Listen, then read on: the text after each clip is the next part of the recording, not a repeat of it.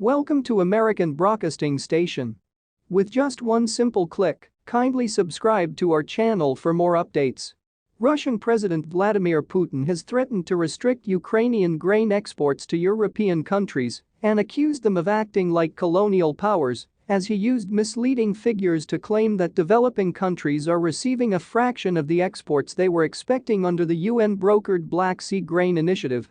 In remarks during his opening speech at the Eastern Economic Forum in Vladivostok, Putin cited figures that do not accurately reflect current UN data on grain shipments and said he would discuss amending the deal to limit the export of grain and other foodstuffs to European countries.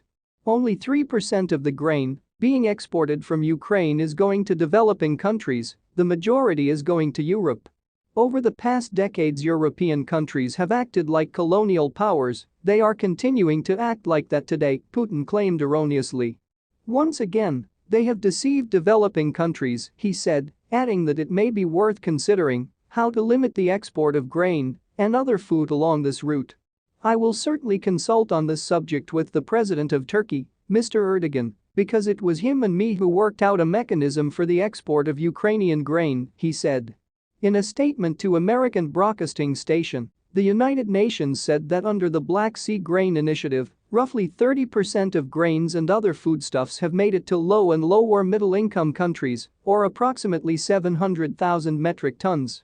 Among countries classified by the World Bank as low or lower middle income, the UN says that 10% of the initiative's exports have been sent to Egypt, 5% to Iran, 4% to India, 3% to Sudan, 2% to Yemen, 2% to Kenya, 1% to Somalia, 1% to Djibouti, and less than 1% to Lebanon. Among countries classified by the World Bank as upper middle or high income, the UN says that 20% of the initiative's exports have been sent to Turkey, 15% to Spain, 7% to China, 7% to Italy, 6% to South Korea, 5% to the Netherlands, 4% to Romania, 3% to Germany, 2% to Israel, 1% to Ireland, 1% to France, and less than 1% to Greece and Bulgaria. The statement said that foodstuffs sent to Turkey may have been shipped onward to other countries in Asia and Africa. Putin's remarks were consistent with Kremlin talking points around the looming global food shortages that have been caused in large part by Russia's blockade of Ukrainian ports. Russian diplomats in recent months have worked energetically to deflect criticism of Moscow by suggesting that Western sanctions, rather than Russia's actions, are to blame for the crisis. According to data from the Food and Agriculture Organization of the United Nations, some of the world's most vulnerable countries are among the ones most reliant on imports from Ukraine. Lebanon, Tunisia, Somalia, and Libya all relied on Ukraine for at least half of their wheat imports. Eritrea sourced 47% of its wheat imports from Ukraine and the remaining 53% from Russia. But the Russian invasion has affected Ukraine's entire food production and supply chain, from sowing to harvesting to exports, with the United Nations warning that up to 49 million people could be pushed into famine or famine-like conditions due to the war's devastating impact on global food supply and prices.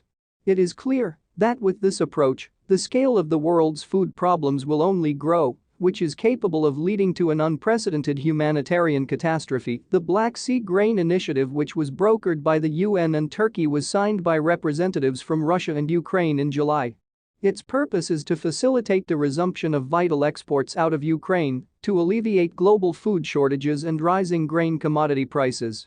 Prior to the deal, some 20 million metric tons of Ukrainian wheat and corn had remained trapped in the port of Odessa due to a Russian blockade. Kindly subscribe for more updates.